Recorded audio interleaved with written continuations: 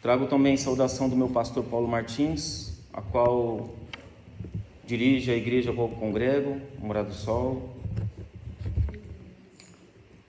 Mateus capítulo 18, verso de número 20. Porque onde estiverem dois ou três reunidos em meu nome, ali estou no meio deles.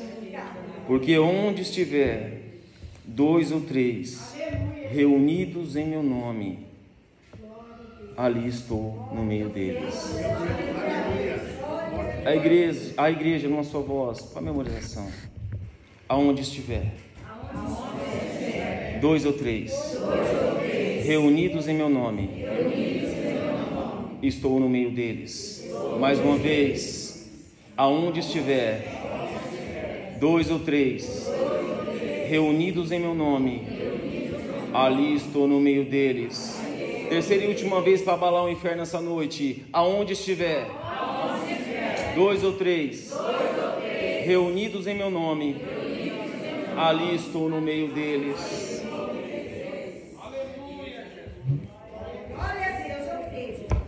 É esse Deus que está onde estiver dois ou três reunidos em seu nome, que vai falar ao nosso coração essa noite. Meus amados, quando Mateus fez a sua obra, o seu evangelho, direcionado pelo Espírito Santo, a obra mateana ela tinha uma intenção: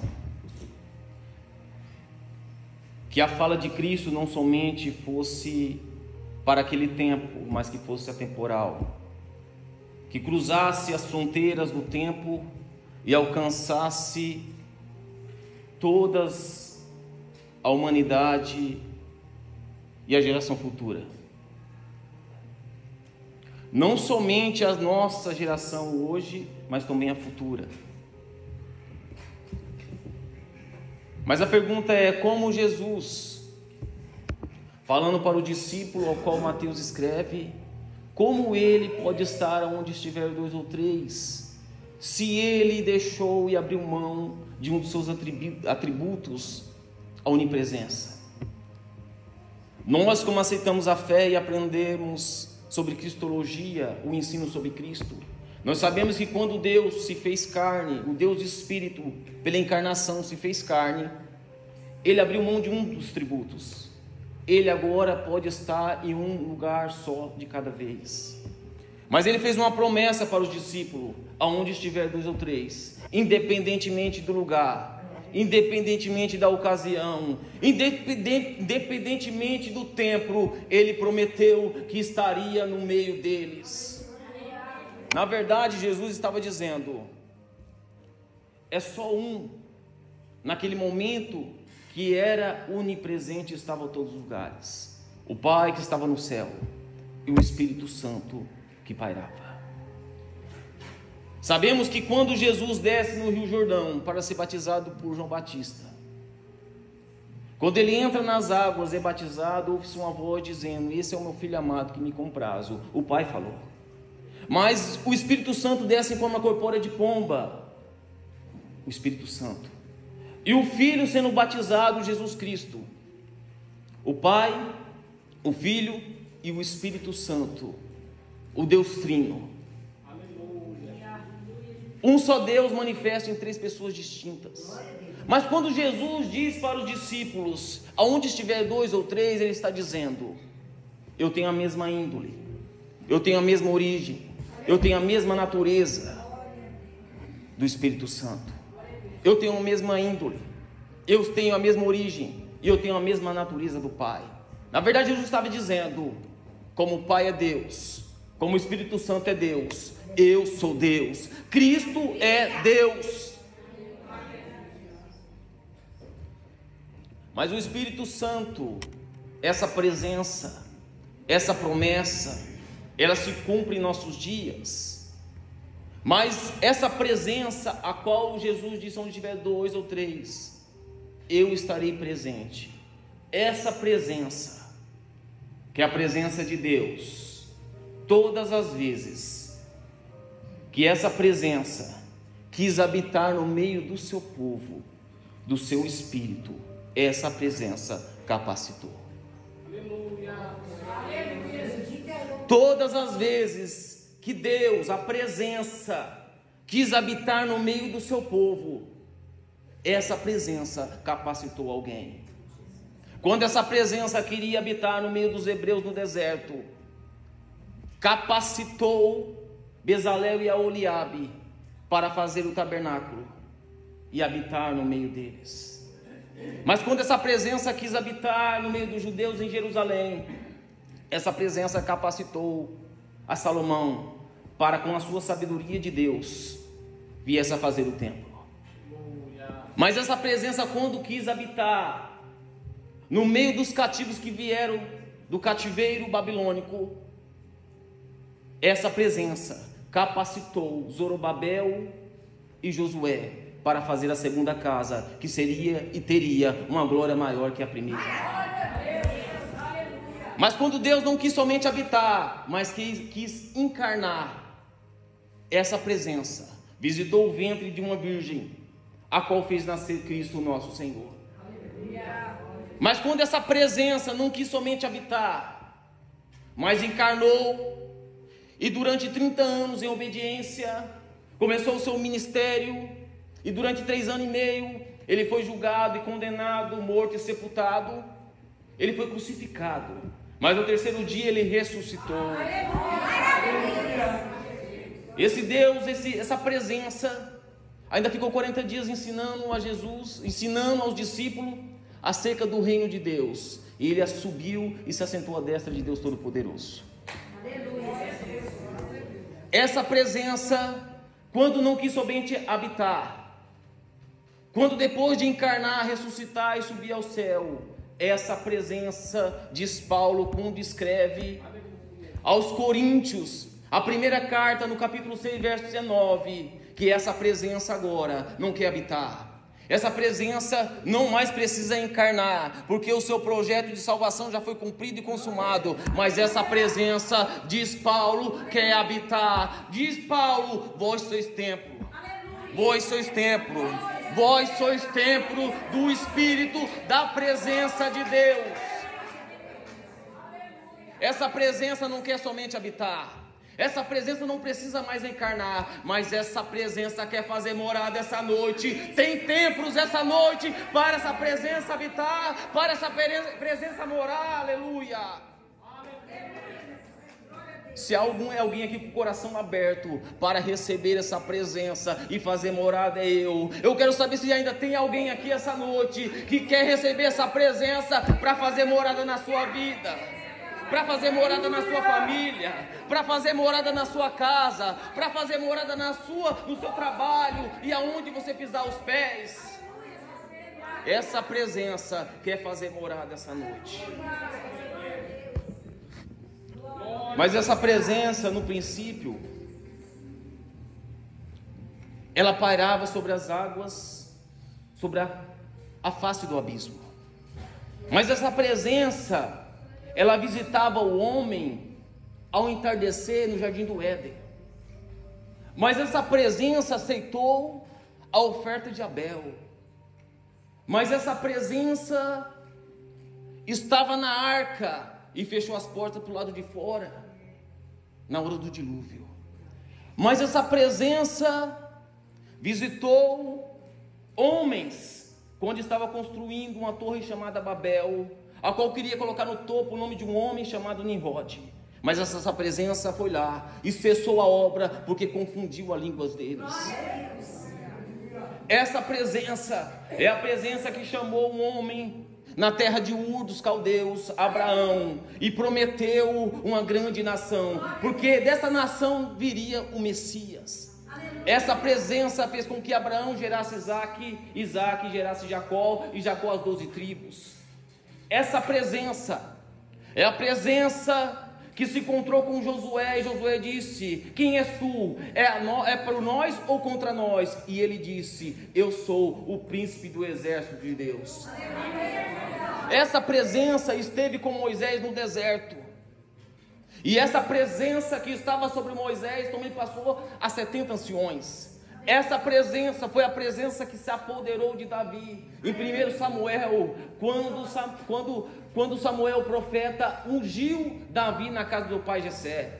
Essa presença foi a presença que apoderou-se sobre Sansão. Ele dava grande força para vencer os filisteus, como se fosse um só homem. Essa presença estava, aleluia Deus, sobre Jefeté, quando venceu os amonitas. Essa presença foi aquela presença que desceu em forma corpórea de pomba quando Jesus Cristo foi batizado no Rio Jordão. Essa presença é a mesma presença que desceu no dia de Pentecostes, em Atos 2, quando os 120 estavam em obediência, reunidos como aqui estamos, no cenáculo, e veio um vento impetuoso que encheu toda a casa, e foi vista línguas como repartidas de fogo, repousando sobre cada um deles, e eles falavam em outras línguas, a qual pessoas de outras nações entendiam profetizar na sua própria língua. Essa presença é a presença a qual Joel, no capítulo 2, profetizou: nos últimos dias derramarei sobre toda a carne. Essa presença que João Batista no Rio Jordão profetizou e disse: olha, existe um que eu não sou digno de desatar a sandália dos seus pés. Eu batizo com água, mas ele vai batizar com o Espírito Santo e com fogo. Que presença é essa? É a presença que está aqui essa noite te dizendo: aonde estiver 2 ou 3, eu estou no meio deles. A presença de Deus está aqui ao nosso meio. A presença de Deus está aqui em nosso meio. Sabe por que ela está aqui no nosso meio? Porque o que Deus fala, Ele faz. Ele não é homem para que minta, e não é filho de homem para que se arrependa. Se Ele prometeu, Ele vai cumprir. Se Ele falou, Ele vai fazer. Não importa o impedimento, não importa a luta, não importa a dificuldade. Só que tem pessoas que precisam ouvir aqui: existem lutas que Deus, a presença, não vai te livrar da luta, mas vai te livrar dentro da luta. Não, está na Bíblia, eu vou falar. A presença não livrou Daniel da cova dos leões, mas livrou dentro da cova. A presença não livrou Mesaque, Sadraque e Abidnego da fornalha de fogo, mas livrou dentro. Estava presente dentro da fornalha. A presença não livrou Esther da conspiração de Amã, mas livrou na conspiração de Naamã. A presença não livrou Israel, os hebreus, quando foi liberto do cativeiro egípcio, de Faraó, mas abriu o mar. E depois de passar o mar, livrou dos egípcios, matando todos, tanto Faraó como seu exército. Agora eu vou aplicar. A presença de Deus vai te acompanhar. A presença de Deus está contigo na luta, na prova, nas dificuldades. Ela não vai te deixar, essa presença. Se você estiver na cova dos leões, a presença está. Você vai passar pela cova, mas a presença não vai deixar você sofrer dano algum. A presença de Deus pode não te livrar no deserto, mas vai ter uma presença, uma coluna de fogo à noite e uma nuvem de dia. Vai te livrar na prova. Mas vai ter conspiração, vai ter calúnia, vai ter fofoca, mas a presença promete essa noite. Promete essa noite que toda língua que se levantar contra você e toda ferramenta não prosperará. Porque a presença é contigo. Aleluia. Ele te acompanha até na fornalha, se for preciso. Mas não é para nossa glória, nem é para nossa honra. É para que o nome dele cresça. É para que o nome dele seja louvado. Mas a Bíblia fala que Deus é o mesmo? Claro que fala. A presença continua sendo a mesma. Hebreus capítulo 11, verso de número 29. O escritor aos Hebreus diz: a presença é a mesma ontem, hoje e eternamente. Tiago capítulo 1, verso de número 17. Tiago diz: a presença não tem sombra de variação. Romanos capítulo 11, verso 8. O escritor romano diz que Deus é o mesmo, a presença é a mesma ontem, hoje e eternamente. Mas Romanos capítulo 11, verso de número 29, Paulo diz: a presença não muda quando escolhe alguém para abençoar. Mas alguém que não está gostando da pregação, e na verdade não vim aqui agradar ninguém, nem agitar, nem fazer movimento. Eu vim pregar a palavra única, verdadeira, sem adultério, sem mistura, mas santa e pura, que transforma. Mas alguém ainda poderia dizer: não é o suficiente. Você falou que Paulo, Tiago, o escritor aos Hebreus, todos são homens que disseram que a presença não muda. Então tem uma palavra que não é homem que falou. Malaquias capítulo 3, versos de número 5 e 6. Deus diz, verso 5: eu, Deus Todo-Poderoso, julgarei a todos que praticam o adultério, a feitiçaria e a corrupção. Verso de número 6: eu não vos destruí, porque eu não mudo. Porque eu não mudo. Porque eu não mudo. A presença de Deus não muda. Ele disse: eu não mudo. A presença julga. A presença vai condenar.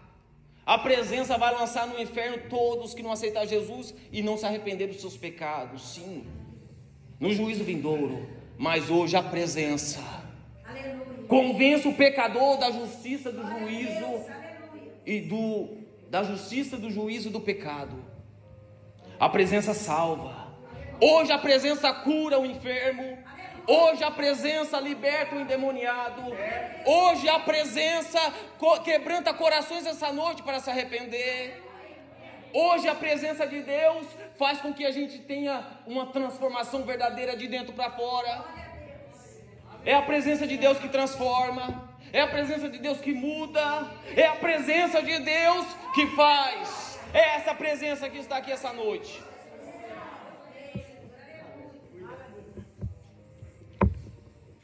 Mas a presença de Deus não está mais parando sobre as águas e sobre a face do abismo. A presença agora não vai visitar o homem ao entardecer no jardim do Éden, porque o homem caiu e foi expulso de lá. A presença não desce mais no Egito para ouvir o clamor dos hebreus, porque já foram libertos de lá. A presença não precisa fazer mais coluna de fogo, nem nuvem de dia, porque os hebreus já passaram, ou melhor dizendo, aquela linhagem, aquela descendência que saiu do Egito. Todos pereceram por incredulidade, por falta de fé, porque provocaram a Deus, não creram. Mas somente Josué e Caleb, daquela geração, nem Moisés, a liderança, entrou, porque Deus obedeceu. Mas somente Josué e Caleb entrou em Canaã e recebeu a promessa, porque foi fiel até o fim, porque não duvidou na palavra. Não quero que acredite no pregador, mas a palavra é verdadeira, santa, irrevogável e poderosa. A presença não está mais em Davi, porque Davi morreu. A presença não está na arca, porque a arca já não existe mais. A presença não está no templo de Salomão, porque foi destruído por Nabucodonosor. A presença não está no templo de Zorobabel, porque já não existe também. A presença nunca esteve no tempo de Herodes, no tempo de Jesus, porque estava corrompida. A presença não está mais no Rio Jordão. Então aonde está a presença? Com certeza a presença não está no governo nem na corrupção. A presença não está na balada, nem nas biqueiras. Mas a presença, aonde está a presença? Aonde estiver 2 ou 3. Aonde estiver 2 ou 3, ali está a presença. A presença está no nosso meio, está falando no nosso coração, quer fazer morada e dizer: é eu que transformo, é que mudo, é eu que salvo. É a presença do Altíssimo essa noite. Mas o profeta anunciou que a presença ia nascer em Belém. Só que a presença está no ventre de Maria com 9 meses em Nazaré. Mas a profecia disse que será em Belém. Mas a presença ainda está no ventre de Maria em Nazaré. Então, Deus, o Pai, usa um ímpio para fazer um censo, para que todo aquele venha e volte à sua terra natal para fazer essa contagem. Naquela época a dificuldade era difícil. Não tinha bicicleta, carro, Uber, ônibus, não tinha transporte. O que tinha? Um animal de carga. O que eu aprendo com isso? Tem promessa, tem profecia, tem palavra, só que vai ter dificuldade. Deus já falou que vai cumprir, só que o processo é dolorido, é longo, é distante para alcançar, mas Ele prometeu que aquele que perseverar até o fim será salvo. O caminho é longo, é difícil, é luta, passamos por dificuldade, mas quem prometeu é poderoso para cumprir, é Ele que vai fazer. Aleluia, Deus. Estou sentindo uma graça aqui nesse lugar. Tem pessoas aqui que vai sair diferente, vai entender que o que está passando tem propósito. Esse processo é doloroso, tem derramado lágrimas. Eu chorei hoje também, eu não tenho vergonha de dizer, mas Ele prometeu que toda lágrima vai ser enxugada por Ele. O seu trabalho não é vão, o seu trabalho e a sua luta não é vão. Batalhe com fé, batalhe com dedicação, porque o seu galardão vem dele. Não precisamos querer receber gratidão ou reconhecimento dos homens. Faça no oculto, faça para Deus, porque Ele vai te honrar publicamente. Jejue no oculto, estude, medite dia e noite no oculto a palavra, ore no oculto, porque no momento certo Deus vai te levantar e vão dizer: mas como? Nunca pregou, nunca louvou, mas quando teve oportunidade Deus moveu. É o oculto. Entre no seu quarto, no seu particular e adore a Ele. Porque onde você pisar as plantas dos seus pés, aonde você colocar a mão, vai ser abençoada, porque a presença dEle estará contigo.